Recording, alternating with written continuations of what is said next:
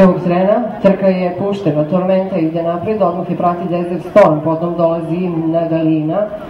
izbija na čelo Desert Storm, Tormenta je na drugoj poziciji, Nadalina je na trećem mestu, Coca-Cola drži četvrtu poziciju, dok je na kraju ostao Andgil. Desert Storm i dalje drži čelo ove trke, Nadalina krenula u napad, prešla Tormentu, izbila na drugu poziciju, Desert Storm drži čelo trke, Nadalina na drugoj poziciji, Tormenta je treća, Coca-Cola na četvrtom mestu, Andgil daleko za njima na petoj poziciji, Coca-Cola i Tormenta se bore za treću poziciju, a Desert Storm i dalje na čelu trke, Nadalina drži drugo mesto, Nadalina i Željko Ilić spremaju se za napad. Desert Storm i Đorđe Perović ili Nadalina i Željko Ilić. Biće ovo dosta uzbuđenja, 1200 metara distanca na kojoj ćemo danas gledati možda drugi start, drugi trijumf Nadaline ili možda prvu pobedu nekog od ovih drugih dvogodaca. Desert Storm, Nadalina pa Tormenta pa Coca-Cola, Desert Storm, Nadalina, Tormenta pa Coca-Cola, Desert Storm i dalje drži čelo ove trke, Nadalina i Željko Ilić kreću, Nadalina i Željko Ilić ili Desert Storm i Đorđe Perović.